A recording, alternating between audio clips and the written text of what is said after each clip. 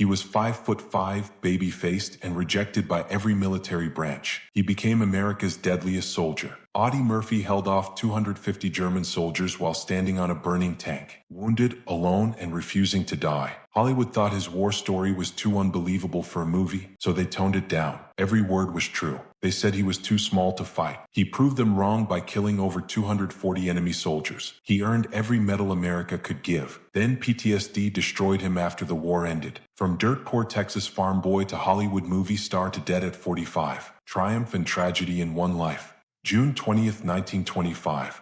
Kingston, Texas. A sharecropper's shack barely holding together against the Texas heat. Audie Leon Murphy is born into a family that owns nothing. His father, Audie Murphy, works other people's land for a fraction of the harvest. His mother, Josie, does whatever work she can find. They have 12 children. 12 mouths to feed when there's barely enough food for 2. The Murphy family moves constantly, chasing work, chasing survival. They live in shacks without electricity or running water. Audie grows up wearing clothes made from flour sacks, eating whatever his older siblings can hunt or steal. This isn't poverty like you see in movies. This is genuine desperation where children die from preventable diseases because there's no money for doctors. Audie learns to hunt at age 5, not for sport, for survival. His family needs meat. He borrows a rifle from neighbors and learns to shoot rabbits and squirrels. He can only afford a dime's worth of bullets at a time. 10 cents buys maybe 5 rounds. So Audie learns not to miss. Every shot has to count because wasting ammunition means his siblings go hungry. By age 10, he's the best shot in Hunt County. Not because he's naturally talented, because he has to be. Missing means failure. Failure means starvation. That pressure creates skills that most people never develop. Skills that will later make him the deadliest soldier in American history. But first, things had to get much worse. The Great Depression was about to destroy what little stability the Murphy family had left. 1936. The Great Depression crushes Texas like everywhere else. Farms fail. Banks collapse. Jobs disappear. The Murphy family, already living on the edge of survival, falls completely apart. Audie Murphy, Audie's father, abandons the family.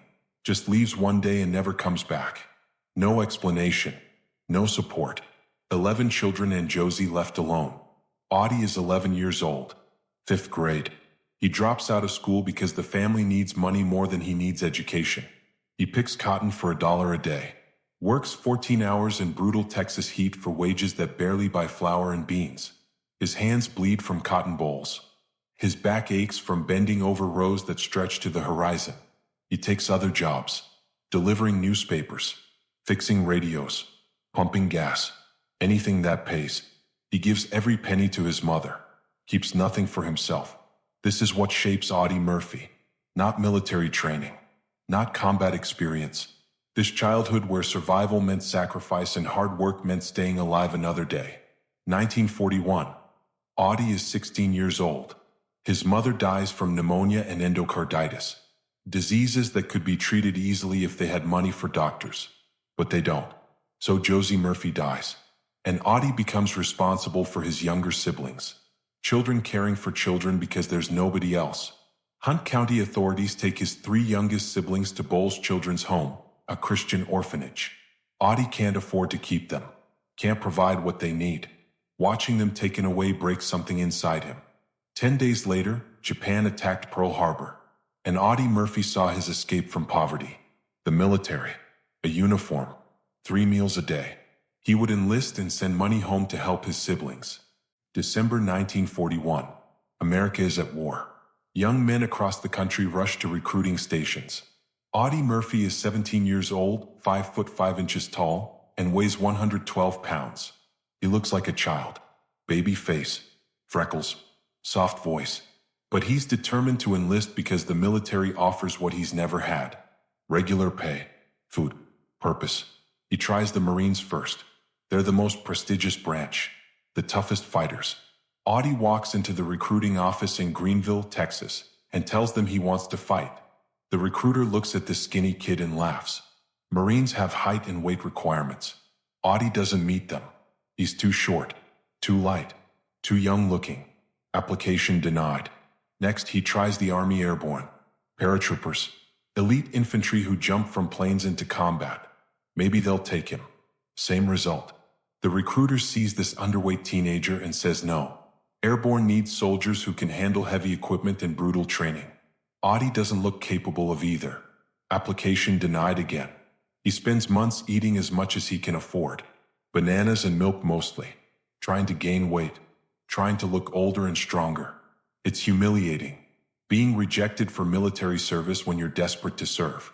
Being told you're not good enough to fight when fighting is all you want to do. Finally, June 1942. Audie tries the regular army. They're less selective because they need massive numbers of soldiers. The recruiter hesitates but accepts him. Audie lies about his age. Claims he's 18 instead of 17. The army doesn't check too carefully. The military that rejected him twice just accepted the future most decorated American soldier of World War II. They had no idea what they just recruited. June 1942. Camp Walters, Texas. Audie Murphy begins basic training with thousands of other recruits. The drill sergeants see this skinny kid and immediately assume he won't make it. He weighs 112 pounds. His uniform hangs loose on his frame. He looks like a strong wind could knock him over. But basic training reveals something unexpected. Everything Audie learned surviving poverty translates directly to military skills. He's already excellent with rifles because hunting fed his family. He's used to physical hardship because his entire childhood was hardship. He follows orders without complaint because he's worked brutal jobs since age 11. Pain doesn't break him. Exhaustion doesn't stop him. The drill sergeants start noticing. This skinny kid from Texas outperforms bigger, stronger recruits. On the rifle range, Audie hits targets other soldiers miss. He qualifies as expert marksman, best in his company. His shooting skills developed from hunting with limited ammunition make him naturally superior to men who've never needed to make every shot count. He excels in every training exercise, navigation, tactics, endurance marches. While other recruits complain about the difficulty, Audie finds military life easier than his childhood. 3 meals daily, a bed to sleep in, clean uniforms. This is luxury compared to living in a sharecropper's shack wearing flour sack clothes. His fellow soldiers start respecting him. They'd assumed this baby-faced kid was weak. They were wrong. Audie Murphy is tougher than anyone expected because survival made him tough years before the army tried. By the end of basic training, Audie had proven he belonged in the military. But combat would test him in ways training never could. February 1943. Audie Murphy ships out with the 15th Infantry Regiment, 3rd Infantry Division. Destination, North Africa. The war against Germany and Italy. His first time leaving Texas. His first time seeing the ocean. Everything is new and overwhelming and terrifying. The troops board transport ships in New York Harbor. Cramped conditions. Thousands of soldiers packed below deck. The crossing takes weeks. Many soldiers get seasick. Audie doesn't. He's too focused on what's coming. Combat. Real fighting. The possibility of dying before he's 19 years old. They land in Casablanca, Morocco in March 1943. North Africa is nothing like Texas. Desert heat. Foreign languages. Different food and customs. But Audie adapts quickly. He's used to new environments from moving constantly as a child. Instability is normal for him. The 3rd Infantry Division begins training for the invasion of Sicily. Amphibious assault tactics. Urban combat. Fighting in mountainous terrain. Audie absorbs everything. Asks questions. Practices constantly. Other soldiers go into town on leave. Audie stays on base and trains. His company commander notices this dedication. Notes Audie's exceptional marksmanship and work ethic. But combat will be the real test. Training exercises don't shoot back. Practice doesn't kill you if you make mistakes. Soon Audie will face actual German soldiers trying to kill him. And nobody knows how he'll respond until bullets start flying. July 1943. Operation Husky. The invasion of Sicily. Audie Murphy was about to experience combat for the first time, and discover he was very good at killing. July 10, 1943. Audie Murphy lands on the beaches of Sicily with the 3rd Infantry Division. This is what all the training prepared for. Real combat. German and Italian forces defending the island. Bullets and artillery shells that can actually kill you. Fear like nothing he's experienced before. The landing goes better than expected. light resistance on the beaches. But as American forces push inland, the fighting intensifies. German troops occupy fortified positions in the hills. Italian soldiers defend their homeland. Audie's unit advances through olive groves and small villages under constant fire. Audie's first combat is confusing chaos. Explosions everywhere. Officers shouting orders. Men screaming when hit. Nothing like the organized training exercises. Just survival and trying not to die. But something happens when Audie starts shooting back. The fear doesn't disappear, but it becomes manageable. His body takes over. Muscle memory from years of hunting. Breathe. Squeeze trigger. The target drops. He kills his first enemy soldier within days of landing. An Italian machine gunner firing on his squad. Audie spots the position. Aims carefully. Fires. The shooting stops. His squad advances. Nobody makes a big deal about it. That's just combat. Kill or be killed. Audie discovers he's better at killing than most soldiers. His squad leader notices. This kid doesn't panic under fire. Doesn't freeze. He identifies targets and eliminates them efficiently. Like he's hunting rabbits back in Texas, except the rabbits shoot back. By the end of the Sicily campaign in August 1943, Audie had killed multiple enemy soldiers. He felt nothing about it. That's what worried him most. August 1943. Sicily is secured. The 3rd Infantry Division prepares for the next operation. Mainland Italy. Audie Murphy has survived his first campaign. But he's changed. The baby-faced kid who enlisted a year ago is hardening into something different. A soldier who kills without hesitation. His squad mates notice the transformation. Audie volunteers for the most dangerous patrols. Positions himself at the front during advances. Seeks out combat instead of avoiding it. Other soldiers try to survive. Audie tries to fight. There's a difference. And it makes him valuable but also frightening to the men around him. He receives his first promotion. Private first class. Not much, but it's recognition. His superiors see potential. This skinny teenager from Texas performs like a veteran. Stays calm under fire. Makes smart tactical decisions. Kills efficiently. They start giving him more responsibility. September 1943. The 3rd Infantry Division lands at Salerno, Italy. The invasion is brutal. German forces are waiting. Fierce resistance on the beaches. Heavy casualties. Audie's unit fights through hell to establish a beachhead. Artillery shells exploding constantly. Machine gun fire cutting down soldiers. The wounded screaming for medics. This is worse than Sicily. Much worse. Audie fights for days with minimal sleep. Pushing inland through German defenses. Watching friends die. Killing enemy soldiers who are just trying to survive like he is. Something inside him shuts down emotionally. He stops feeling fear. Stops feeling guilt. Stops feeling much of anything except the need to complete the mission and keep his squad alive. The Italian campaign would last months. Mountains. Winter weather. German forces defending every hill. And Audie Murphy would prove he was more than just a good soldier. He was becoming exceptional. October 1943. Central Italy. The 3rd Infantry Division fights through mountainous terrain against determined German resistance. Progress is measured in yards per day. Every hill is fortified. Every village is defended. The casualties are staggering. Companies that landed at Salerno with 200 men are down to 50. Audie Murphy is now a corporal, leading a squad of soldiers. Men older than him follow his orders because he's proven himself in combat. He's killed more enemy soldiers than anyone else in the company. His marksmanship is legendary. Other squads request him for dangerous missions because Audie survives situations that kill other soldiers. He receives the Bronze Star for destroying a German machine gun position that was pinning down his platoon. He spotted the position, flanked it alone while under fire, killed the crew with grenades and rifle fire, saved his unit from being wiped out. The medal ceremony is brief. Nobody cares much about medals when people are dying daily. What Audie cares about is keeping his men alive. He's seen too many soldiers killed by stupid mistakes, poor tactics, hesitation, panic. He trains his squad constantly, teaches them what he's learned, how to move under fire, how to identify enemy positions, how to survive. His men trust him completely because Audie's track record speaks for itself. Soldiers under his command have better survival rates. By early 1944, Audie Murphy had a reputation throughout the 3rd Infantry Division, the best squad leader, the deadliest soldier, and he was still only 18 years old. January 1944, Operation Shingle, the Allied amphibious assault at Anzio, Italy.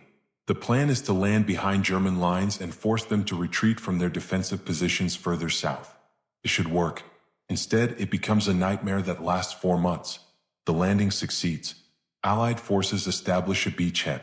But then commanders make a catastrophic decision. Instead of pushing inland immediately, they consolidate. Wait for reinforcements. This gives Germans time to surround the beachhead. Suddenly 40,000 Allied soldiers are trapped on a narrow strip of beach with German artillery positioned on the surrounding hills. German 88mm guns rain shells on the beachhead constantly, day and night. Soldiers dig foxholes and pray they don't take a direct hit. There's nowhere to hide, nowhere to retreat. Just hold the line and try not to die. Casualties are horrific. Men killed by artillery they never see coming. Wounded soldiers bleeding out because medical evacuation is too dangerous. Audie Murphy fights at Anzio for 4 months, living in muddy foxholes, eating cold rations, sleeping in shifts, killing German soldiers who probe the defensive lines constantly. The fighting is brutal close-quarters combat. Grenades, bayonets, fighting over yards of ground that mean nothing strategically. Just killing and dying in miserable conditions. He receives the Silver Star at Anzio for single-handedly holding a position against a German attack after everyone else in his squad was wounded or killed. He stayed in that foxhole for hours, fighting alone, killing Germans until reinforcements arrived. Anzio broke many soldiers mentally. Audie Murphy just got harder, colder, more efficient at killing. And the war wasn't even halfway over. June 1944. The Anzio beachhead finally breaks out. Allied forces liberate Rome. The 3rd Infantry Division is pulled back to rest and refit. They've taken massive casualties. Need replacements and training before the next operation. Audie Murphy has survived 6 months of continuous combat. He's now a sergeant, leading a platoon instead of a squad. His commanding officers recommend him for battlefield commission, becoming a lieutenant. This is extremely rare. Most officers come from West Point or officer candidate school. But battlefield commissions exist for exceptional enlisted soldiers. Audie qualifies. His combat record speaks for itself. Bronze Star, Silver Star, multiple citations for valor. Kill count in the dozens. Leadership under fire. October 1944. 2nd Lieutenant Audie Murphy. He's 19 years old. Commanding a platoon of men in their 20s and 30s. Some have college degrees. Some come from wealthy families. All of them follow orders from a teenager who grew up in poverty and never finished 5th grade. Because Audie has proven himself in the only way that matters in combat. He keeps his men alive and completes missions. He's uncomfortable with the promotion initially. Officers stay behind the front lines more. Give orders instead of fighting directly. Audie prefers being in the action. But he adapts. Uses his authority to implement better tactics, protect his soldiers, push for the resources his platoon needs. August 1944. Operation Dragoon. The invasion of southern France. Audie Murphy and the 3rd Infantry Division were about to fight the deadliest campaign of the war. August 15, 1944. Operation Dragoon. Allied forces invade southern France. The 3rd Infantry Division lands near Saint-Tropez. Like resistance initially, German forces are spread thin defending multiple fronts. D-Day in Normandy 2 months earlier forced Germany to commit troops north. Southern France is less defended but still dangerous. Audie Murphy's platoon pushes inland rapidly, liberating French villages, fighting German rearguard units. The French civilians celebrate their liberation, offer wine and food, thank American soldiers for freeing them from Nazi occupation. But Audie knows the real fighting is ahead. Germany isn't giving up France easily. By September, the 3rd Infantry Division reaches the Vosges Mountains. Dense forests, defensive terrain favoring the Germans. This is where German forces make their stand. Hitler orders his commanders to hold the line. Every yard of French territory must be defended. The fighting becomes brutal again. Audie's platoon engages in constant combat. Ambushes in the forest. German positions hidden in the trees. Casualties mount. Replacements arrive. Young soldiers fresh from training. Within days, they're dead or wounded. Audie trains each new arrival, tries to give them survival skills. But there's no time. They learn in combat or die trying. October 1944. Audie receives the Distinguished Service Cross, second highest military decoration after the Medal of Honor. He destroyed a German machine gun nest single-handedly, killed 6 enemy soldiers, saved his platoon from being overrun. The medal ceremony is brief. Combat doesn't stop for awards. Audie Murphy had now killed over 100 enemy soldiers. He was 20 years old, and the deadliest day of his life was still ahead. November 1944. Audie Murphy's platoon fights through eastern France toward the German border. The closer they get to Germany, the harder the Germans fight. This is their homeland now. They defend every position desperately. American casualties increase dramatically. Audie loses soldiers he's fought beside for months. Many trained. Friends who trusted him completely. Laddie Tipton, his best friend from basic training, killed by artillery. Brandon, a replacement who'd been with the platoon only 2 weeks, shot by a sniper. Kerrigan, who'd survived since Sicily, stepped on a mine. Each death affects Audie differently than it affects other soldiers. He doesn't cry, doesn't break down, just becomes quieter, harder, more focused on killing Germans. Other soldiers mourn their dead. Audie avenges them. He keeps a mental count of friends lost, matches it against enemies killed. The math doesn't make sense. Killing more Germans doesn't bring anyone back, but it's all he can control. His platoon notices the change. Lieutenant Murphy is colder now, more aggressive in combat. He takes risks that terrify his men, volunteers for the most dangerous missions, exposes himself to enemy fire to draw out German positions. His soldiers worry he's trying to get himself killed. Maybe he is, or maybe he's just stopped caring whether he survives. By December 1944, Audie has been in combat continuously for 18 months. Most soldiers rotate out after a few months, get sent to rear areas. Audie never leaves the front line, refuses to take leave, refuses to accept safer assignments. January 1945. The frozen forests of eastern France. This is where Audie Murphy would face 250 German soldiers alone. This is where he would earn the Medal of Honor. January 26, 1945. Near Holtzweiler, France. Temperature below freezing. Snow covering the ground. Audie Murphy's company is defending a position in open terrain. They're outnumbered and low on ammunition. German forces are preparing a major counterattack. Everyone knows it's coming. They just don't know when.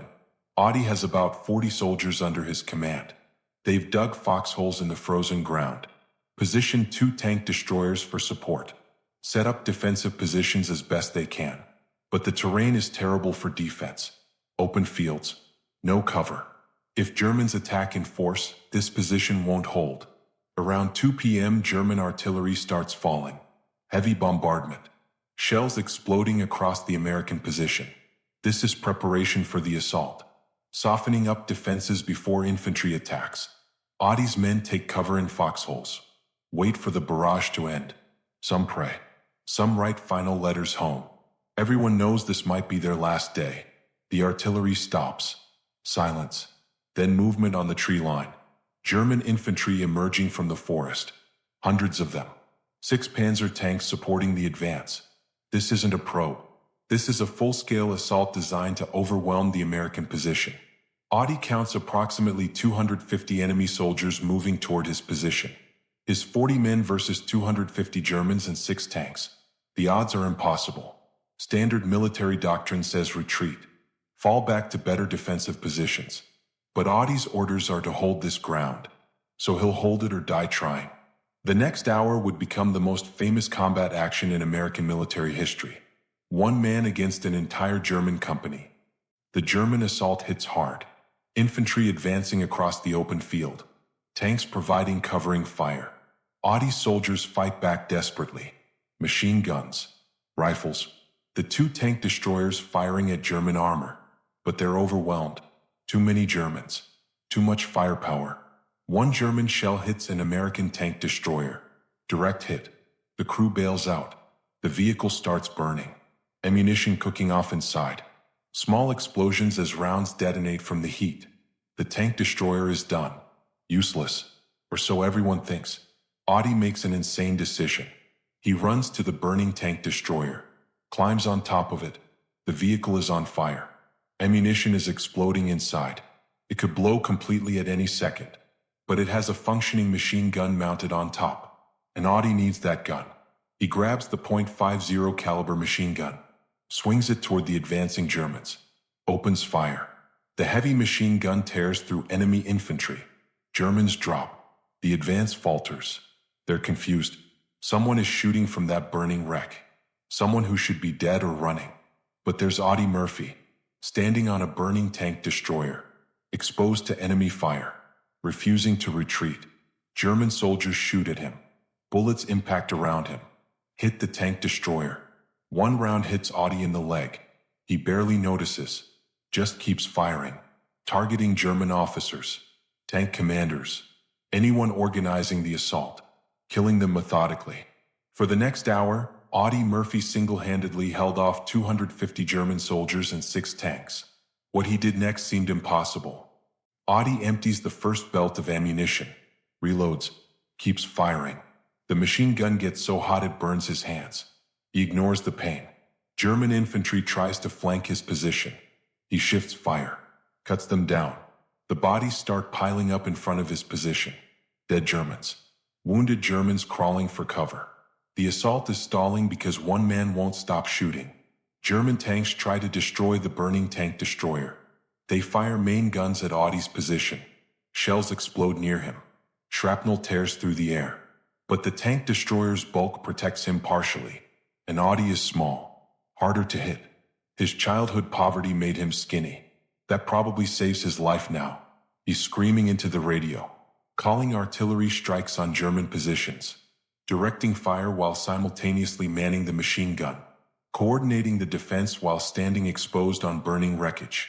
His leg is bleeding from the gunshot wound. His hands are burned from the hot gun. He doesn't care, just keeps fighting. The Germans can't understand what's happening. Their assault should have overrun this position in minutes. Instead, they're taking devastating casualties from one American on a burning tank. German commanders try to organize another push. Audie kills them, tries to bring up more infantry. Audie mows them down. Nothing works. After nearly an hour, the Germans retreat, pull back into the forest, leave their dead and wounded behind. They've been stopped by one soldier who refused to quit. When Audie finally climbed down from that tank destroyer, he'd killed approximately 50 Germans personally, wounded dozens more, saved his entire company, and changed military history forever. Audie climbs down from the burning tank destroyer. His hands are badly burned. The gunshot wound in his leg is bleeding. He's covered in blood, some his own, some from other soldiers. His uniform is scorched from the flames. He looks like he should be dead, but he's walking, functioning, giving orders to his surviving men. Medics rush to treat him. He refuses evacuation. The battle isn't over. German forces could counterattack. His company needs every officer available. The medics bandage his leg and hands as best they can. Give him morphine for the pain. He takes it and stays on the line. His surviving soldiers stare at him like he's not human. They watched him stand on burning wreckage for an hour. Watched him refuse to die when death was certain. Watched him kill dozens of Germans while wounded. Some of them are convinced Audie Murphy can't be killed. Others think he's insane. Most think both. The German bodies are counted the next day. 50 confirmed kills directly attributed to Audie's machine gun fire. Dozens more wounded. 6 German tanks damaged or destroyed by artillery he directed. The entire German assault broken by one lieutenant who refused orders to retreat. Military historians will later call this one of the greatest individual combat actions in American military history. Audie's company commander recommends him for the Medal of Honor, the highest military decoration, reserved for actions so extraordinary they transcend normal combat heroism. What Audie did qualifies easily. But the war wasn't over. Audie Murphy still had 3 months of combat ahead, and his body and mind were already breaking. February 1945. Audie returns to combat after minimal medical treatment. His hands are still healing. His leg wound isn't fully healed. He should be in a hospital. Instead, he's leading his platoon through Germany. The 3rd Infantry Division is pushing into German territory. Fighting is brutal. Germans defending their homeland with desperate ferocity. Audie fights through March, April. His kill count continues rising. He's now killed over 240 enemy soldiers personally. Confirmed kills. The actual number is probably higher. In combat, you don't always see everyone you hit. But 240 is the documented count, making him statistically the deadliest American soldier of World War II. He receives more medals. The French Croix de Guerre, the Belgian Croix de Guerre, the French Legion of Honor. He stops caring about decorations. They're just metal on his uniform. They don't bring back dead friends. Don't make the killing stop. Don't fill the emptiness growing inside him. Other soldiers notice Audie is deteriorating mentally. He doesn't sleep well. When he does sleep, he has nightmares. Wakes up screaming. Reaches for weapons that aren't there. He's jumpy. Startles at sudden noises. Shows signs of what we now call PTSD, but what the military in 1945 called battle fatigue or shell shock. His superiors recommend he be pulled from combat, sent to rear areas. Audie refuses. He's fought this entire war. He'll finish it. May 8, 1945. Germany surrenders. World War II in Europe ends. Audie Murphy survived. But surviving and living are different things. When the war ends, Audie Murphy is 20 years old. He's earned 33 military awards and decorations, more than any other American soldier in World War II. The Medal of Honor, Distinguished Service Cross, 2 Silver Stars, Legion of Merit, Bronze Star, 3 Purple Hearts. Every major combat decoration America can give. He's killed over 240 enemy soldiers, wounded hundreds more. Fought in 9 major campaigns across North Africa, Sicily, Italy, France, and Germany. Served in combat continuously for nearly 3 years. Survived situations that killed soldiers around him. Became a legend in the 3rd Infantry Division.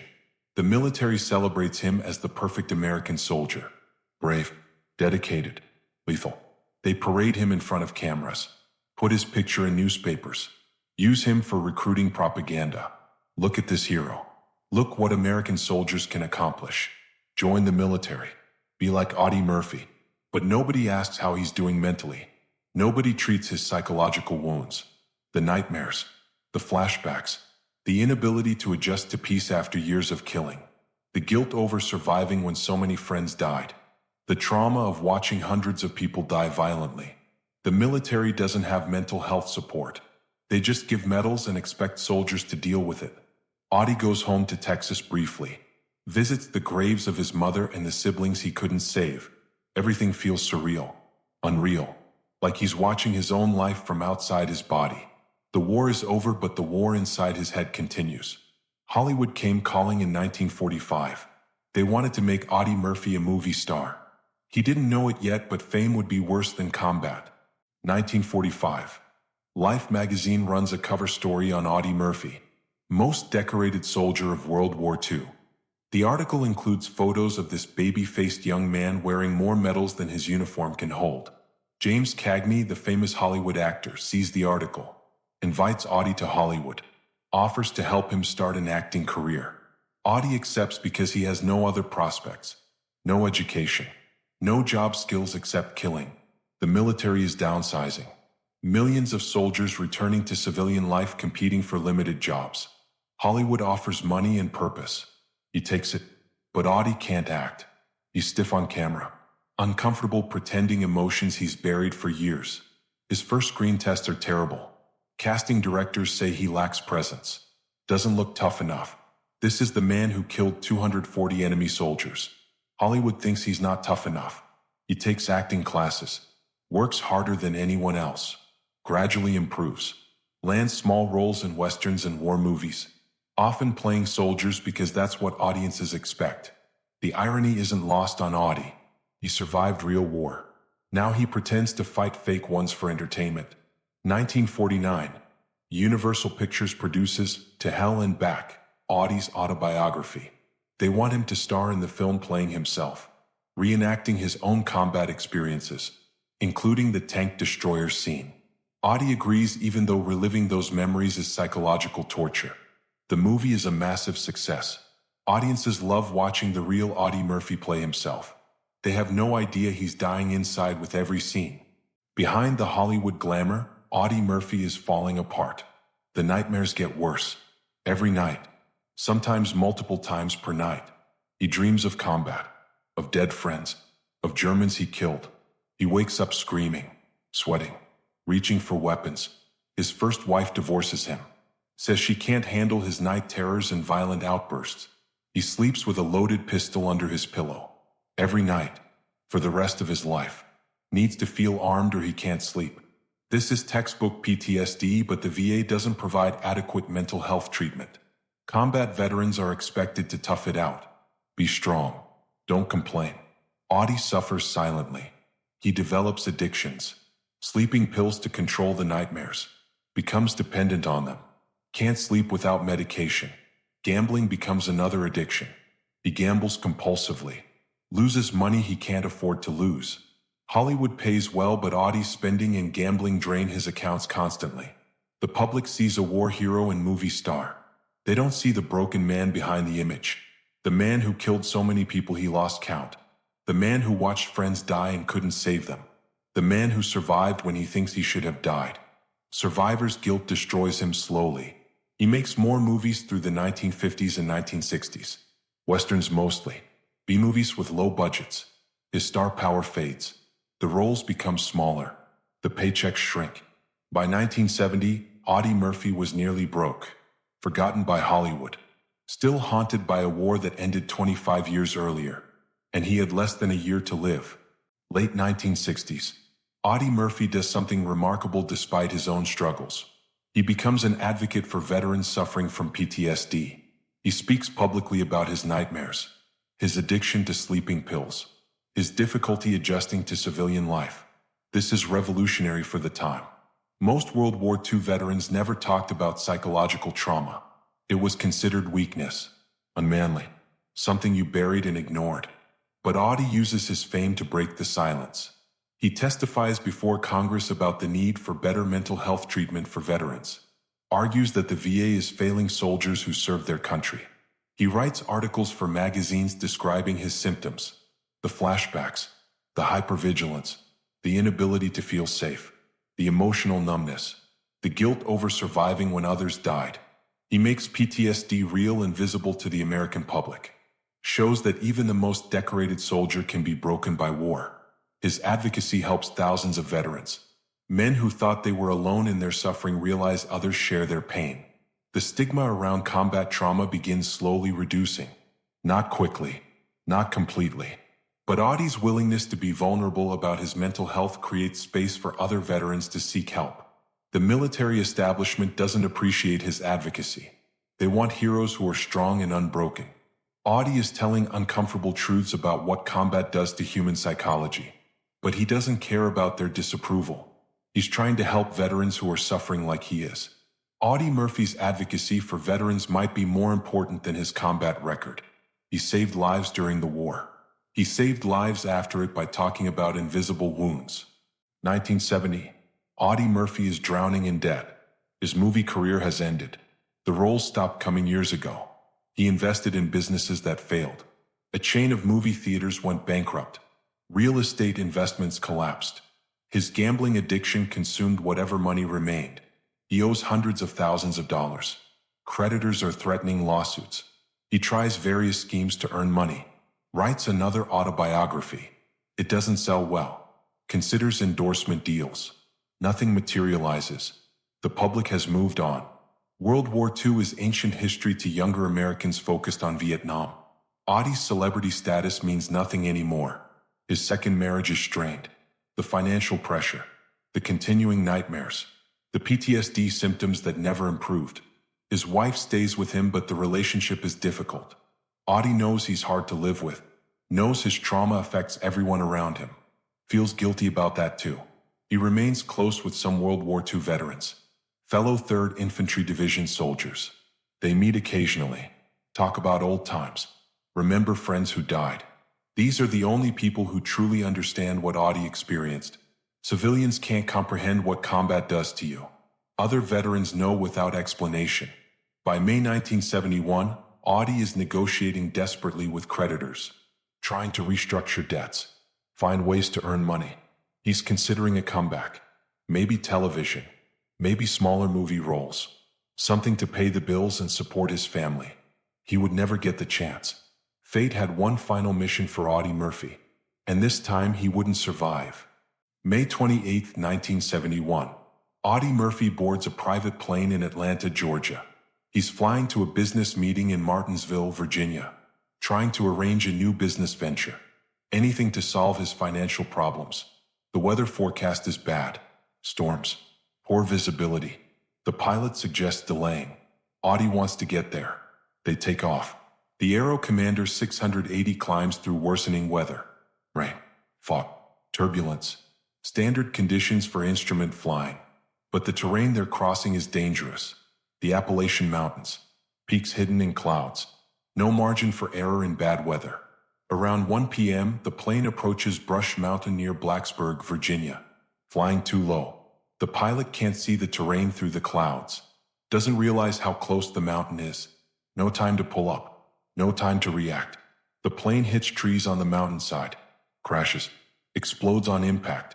All 6 people aboard are killed instantly. The pilot. 4 passengers. And Audie Murphy, America's most decorated World War II soldier. The man who survived 3 years of combat. Who stood on a burning tank against 250 Germans. Who earned the Medal of Honor. Dead at 45 years old in a weather-related plane crash. It takes searchers 2 days to find the wreckage. The crash site is remote. Difficult terrain. When they finally locate it, there's not much left. The plane disintegrated on impact. Bodies are identified through dental records and personal effects. Audie Murphy survived everything World War II threw at him. He couldn't survive peace. June 1971. News of Audie Murphy's death spreads across America. Newspapers run front-page obituaries. Television news programs dedicate segments to his life and death. A generation of Americans who remembered World War II mourns the loss of their greatest combat hero. President Nixon releases a statement praising Audie's service and sacrifice. The VA announces it will name hospitals after him. Veterans organizations plan memorials. The outpouring of grief is massive, larger than anyone expected. Audie didn't realize how many people still remembered him, still respected what he'd done. His funeral is held at Arlington National Cemetery. Full military honors. Thousands attend. Fellow veterans, Hollywood celebrities, politicians, regular Americans who drove to Arlington to pay respects. The funeral procession stretches for blocks. People line the streets, some crying, some saluting, all honoring a hero. He's buried in one of the most visited graves at Arlington. More people visit Audie Murphy's grave annually than any other except John F. Kennedy's. His headstone is simple. Name, rank, medals, birth and death dates. Nothing fancy. That's how he would have wanted it. His widow receives condolences from around the world. Fellow actors, veterans he served with, people he'd helped through his advocacy work. Letters from strangers whose lives he'd touched. The scope of his impact becomes clear only after his death. Audie Murphy's death closed a chapter of American history. The World War II generation was aging. Their heroes were dying. An era was ending. Audie Murphy's legacy is complex and contradictory. He was America's most decorated soldier, a genuine war hero who earned every medal through extraordinary courage. But he was also a broken man who never recovered from combat trauma, a victim of PTSD before the medical establishment properly recognized the condition, an advocate who helped other veterans while unable to help himself. He killed over 240 enemy soldiers. That number is documented and verified. It makes him statistically the deadliest American combat soldier of World War II. But Audie himself was uncomfortable with that legacy. He didn't want to be remembered as a killer. He wanted to be remembered as a soldier who did his duty and tried to keep his men alive. His Hollywood career was modest. He made over 40 films, but few were memorable. Most were B-movies that barely made money. His real acting role was pretending to be okay, pretending the war hadn't broken him, maintaining the hero image the public wanted even though it was killing him inside. His advocacy for veterans with PTSD was ahead of its time. He spoke publicly about mental health issues when other veterans remained silent. He testified before Congress about the need for better treatment. His openness helped reduce stigma and encouraged other veterans to seek help. That advocacy might be his most important legacy. Audie Murphy was a hero and a victim, a killer and a savior, a movie star and a broken man. All of these things simultaneously. That's what war does. It creates impossible contradictions. Of all Audie Murphy's combat actions, one moment defines his legacy. January 26, 1945. Standing on that burning tank destroyer. One man holding off 250 German soldiers for an hour. That single action captures everything about who Audie was. Brave beyond comprehension. Stubborn beyond reason. Willing to die rather than quit. Military historians still study that battle. They analyze his tactics, his positioning, his fire control, his ability to coordinate artillery while simultaneously manning a machine gun. The action is taught at West Point and military academies worldwide, not just as history but as an example of what individual soldiers can accomplish under impossible circumstances. But that moment also reveals the cost of such heroism. Audie was wounded that day, burnt, shot, should have died multiple times. He climbed down from that wreckage damaged in ways that never fully healed. The physical wounds closed. The psychological wounds never did. That hour of combat cost him the rest of his life. The Medal of Honor citation describes the action in dry military language. Enemy forces, defensive positions, superior numbers. But it can't capture what it felt like. Standing on burning metal. Bullets hitting around you. Germans advancing. Knowing you're probably going to die but fighting anyway because your men need you. That's beyond words. Audie rarely talked about that day. When asked, he'd give brief answers and change the subject. He didn't want to relive it. Didn't want to be defined by 1 hour of horror. But history defines us by our most extraordinary moments. And Audie Murphy's most extraordinary moment was standing on fire, refusing to quit. World War II took 25 years from Audie Murphy. He went to war at 17. Died at 45. But those 28 years after combat weren't really living. They were surviving, struggling, fighting invisible enemies that couldn't be killed with bullets. The war took his innocence. He was a poor kid from Texas who'd seen hardship but not horror. Combat showed him what humans do to each other, what he was capable of doing. He killed 240 men, watched hundreds more die, saw things that can't be unseen. That changes you fundamentally. The boy who went to war never came home. The war took his mental health. PTSD destroyed his ability to feel safe, to sleep peacefully, to form stable relationships, to exist without constant anxiety and hypervigilance. Every loud noise was incoming artillery. Every sudden movement was an attack. His brain stayed in combat mode for 26 years after the shooting stopped. The war took his emotional capacity. He described feeling numb, empty, unable to experience joy or connection. This is common in combat veterans. You shut down emotions to survive trauma. Then you can't turn them back on. Audie went through life feeling distant from everything, disconnected from his own existence. The war took his future. Who would Audie Murphy have become without combat? What could he have accomplished? We'll never know. The war consumed all other possibilities. The military gave Audie medals.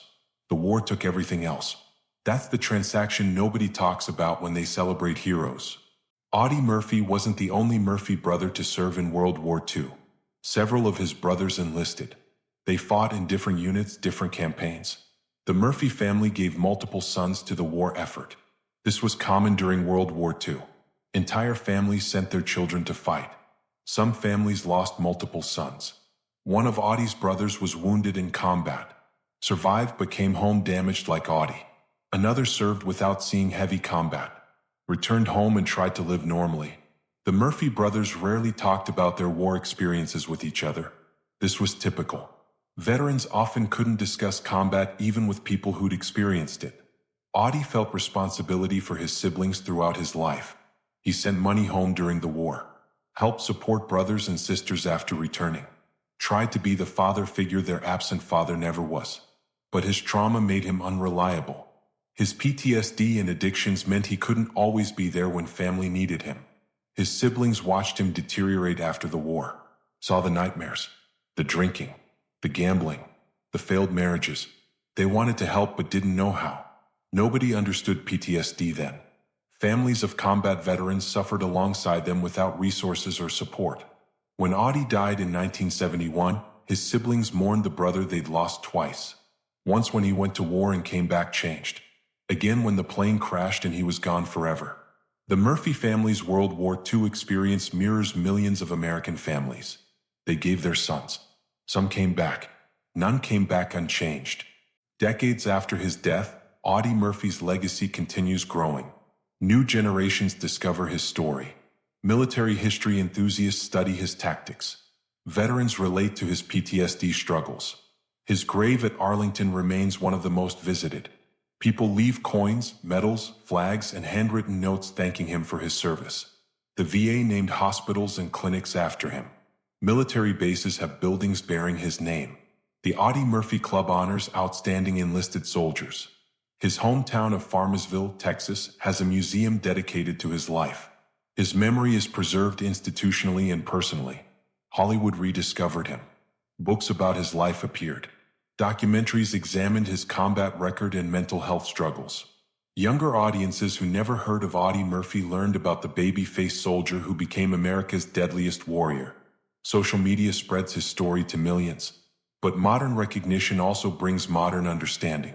Today's veterans recognize Audie's symptoms as PTSD. They see his struggles reflected in their own experiences. Iraq and Afghanistan veterans connect with a World War II soldier because trauma transcends generations. The weapons change. The wounds remain the same. Audie would probably be uncomfortable with continued attention. He never wanted to be famous. Never sought recognition. He enlisted to escape poverty and help his family. Everything else just happened. The medals, the movie career, the legacy. He'd probably prefer to be forgotten and at peace. But heroes don't get to choose how they're remembered. History decides.